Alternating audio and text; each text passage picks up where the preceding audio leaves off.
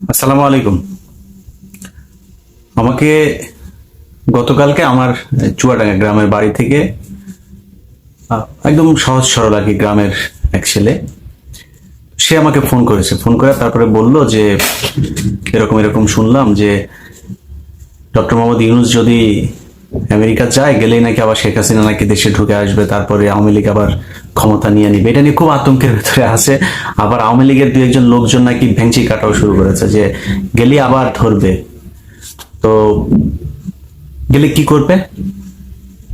শেখ হাসিনা আবার আসবে, এসে তারপরে ধরেন গণভবনে আবার ঢুকবে, মেরামত করবে, মাছ ছাড়বে, হাঁস পালবে, শাকসবজি আবার ফের লাগাবে, আবার ফের আগের মতো প্রধানমন্ত্রী হবে তিনি।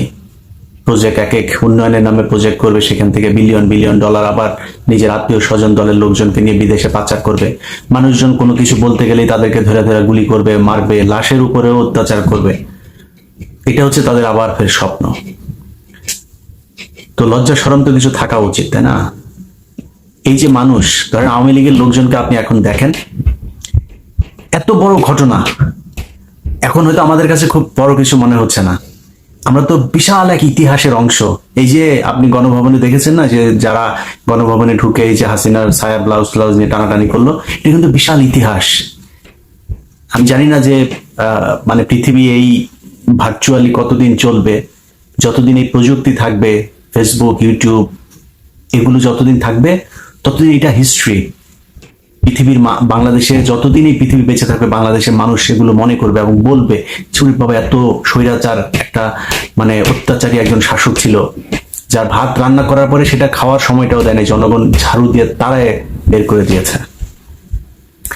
একটু একটু করে তারপরে তারা মানে বের হওয়ার চেষ্টা করছে। তো সেই বের হতে গিয়ে একজনের একটা ভিডিও দেখলাম। সে বলছে মানে পিছনে তার ভিডিওর ইয়েতে ব্যাকগ্রাউন্ডে আপনার স্যাড মিউজিক লাগিয়েছে, মিউজিক লাগিয়ে তারপরে বলছে প্রধানমন্ত্রীর বের হয়ে যাওয়ার সেই সময়টুকু সেটা কেমন ছিল। ছিল শেখ হাসিনা নাকি যাবেই না, তাকে জোর করে সবাই বুঝাচ্ছিল সে যাবে না, এই দেশের মানুষকে রেখে সে নাকি যাবে না। এরপরে শেখ রেহেনা তাকে বুঝাইলো, বলল যে আমার বাবার মতোই অবস্থা করতে চাচ্ছিস তুই, তুমিও কি বাবার মতো মরতে চাও, জীবন দিতে চাও, চলো জীবনটা বাঁচাও। তাকে নাকি বুঝাইলো যায়। তারপরে হেলিকপ্টার শেখ হাসিনারে তো দেখা মনে হইলো যে মানে লুঙ্গি উদাম করে তারপরে দৌড় দিলে যে অবস্থা, তো ওইভাবে দৌড়ায় হেলিকপ্টারে উঠতেছে। আমরা তো সেই ভিডিওগুলো তো এখন দেখছি। এটা এখন তারা নানান ধরনের ন্যারেটিভ মানুষের সামনে তুলে ধরার চেষ্টা করছে। এখন এই যে বাংলাদেশের মানুষ এইভাবে তাদেরকে জুতা পেটা করে তারপর বের করলো, মিনিমাম আওয়ামী লীগের লোকজনের ভেতরে আপনি দেখছেন যে কোনো অনুশোচনা আছে, কোনো অনুতপ্ত হচ্ছে যে ওকে আমরা একটা ভুল করেছিলাম, সেই ভুলটা সংশোধন করতেছে। ওদের এখনো কথাবার্তা, ওরা আবার দেশে আসবে, আবার সেইভাবে খাবে। 5 তারিখে যেদিন শেখ হাসিনা দেশ থেকে বের হয়, সেদিন কি ডক্টর মোহাম্মদ ইউনূস বাংলাদেশে ছিল? ডক্টর মোহাম্মদ ইউনূস তো সেদিন বাংলাদেশে ছিল না, সে তো দেশের বাইরেই ছিল। তো শেখ হাসিনা পলাইলো কেন? এখন ডক্টর মোহাম্মদ ইউনূস বের হবে আর আপনি চট করে ঢুকে যাবেন, আপনার লোকজন এই স্বপ্ন দেখে। এগুলো শেখ হাসিনার শয়তানি। 2 দিন পর পর নিজে ফোন রেকর্ড করে সেটা সারে তারপরে বুঝায়। আর তো বলার তো জায়গা নাই। এখন তো মনে করেন শেখ হাসিনা যদি কোনো গণমাধ্যমে কোনো কিছু যদি পাঠায় বা বক্তব্য টক্তব্য যদি পাঠায়, তাহলে তো পাশার চামড়া উঠাই দিবে। কোনো টেলিভিশন তো আর ওই ঝুঁকি নিতে যাবে না। তো শেখ হাসিনাকে বলবো, আমার বাংলা এডিশন নামে যে নতুন পোর্টাল চালু হয়েছে, আমার ফেসবুক, ইউটিউব আছে, বাংলা এডিশনে যাবেন, আমার কাছে পাঠান, আমি চালাবো। আমার কিন্তু ওই ভয় নাই, কারণ আমি তো এতদিন আপনার দালালি করিনি। আমি চালাইতে, আমার কাছে দিয়ে আপনার যা যা বলতে মন চায় ম্যাডাম আপনি দিয়ে আমি চালাবো। এখন এই শেখ হাসিনার কোনো বক্তব্য টক্তব্য কেউ চালাইতে পারে না, ও নিজে নিজে ফোন রেকর্ড করে তারপরে পাবলিকের মাঝে একটা উত্তেজনা তৈরি করে। তো উত্তেজনায় যদি আওয়ামী লীগের লোকজনের স্বপ্নদোষ হয়েও যায় না, লাভ নাই তো।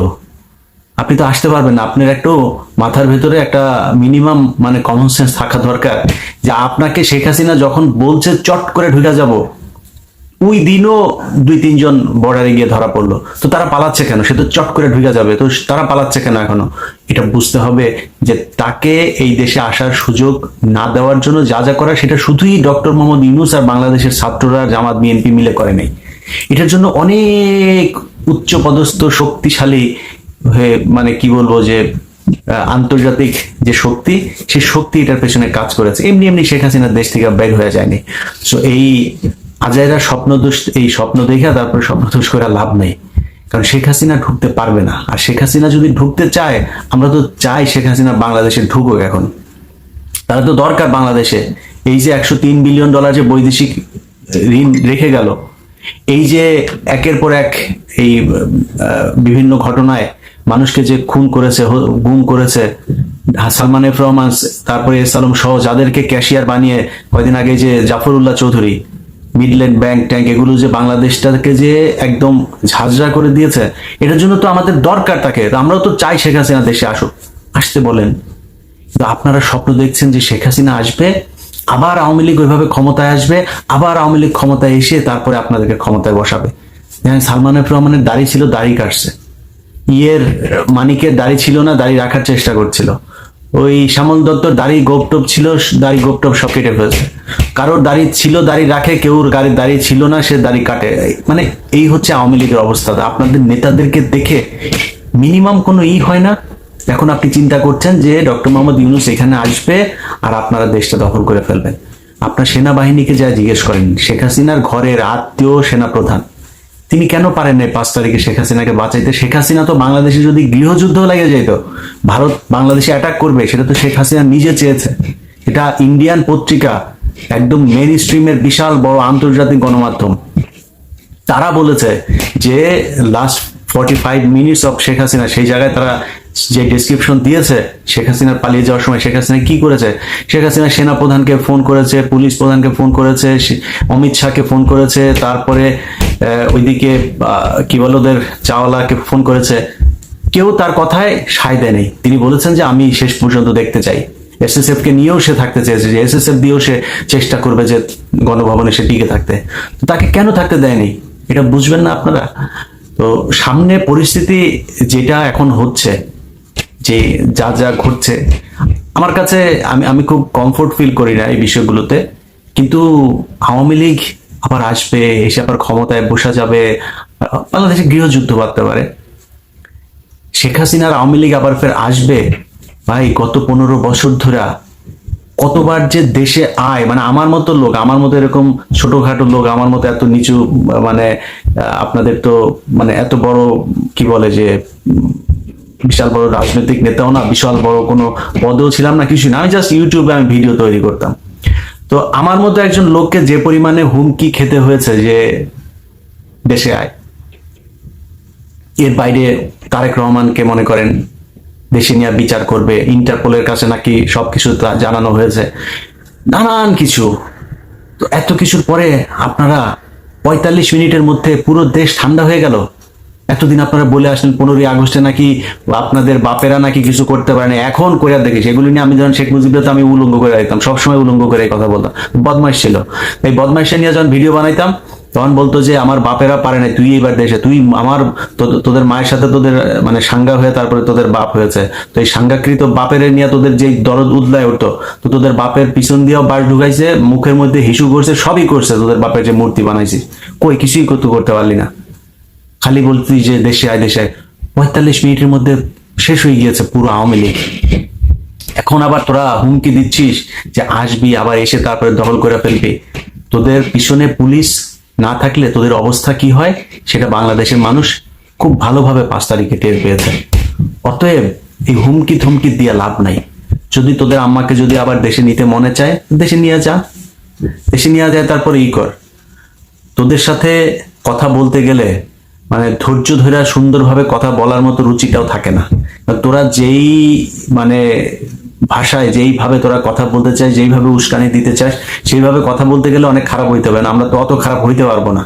তাই সুন্দর করে বললাম যে বাবা দেশে আয়, তোর মাকে নিয়ে যদি আসতে চাস তোর মাকেও নিয়ে আয়, আমরা অপেক্ষা করছি, তোর মা দেশে যাবে, আমরা এটা দেখতে চাই। দেখি আওয়ামী লীগ কত ক্ষমতাশালী, তাহলে বুঝবো যে আসলে তোরা তো সবসময় বলিস যে তোরা নাকি রাস্তায় পয়দা হুয়া, তো তোরা তো আওয়ামী লীগ যেহেতু রাস্তায় পয়দা হুয়া, তো রাস্তায় পয়দা হুয়ারা রাস্তায় আয়, দেখি কিরকম পারিস, তারপরে বুঝবো না যে কি করতে পারিস।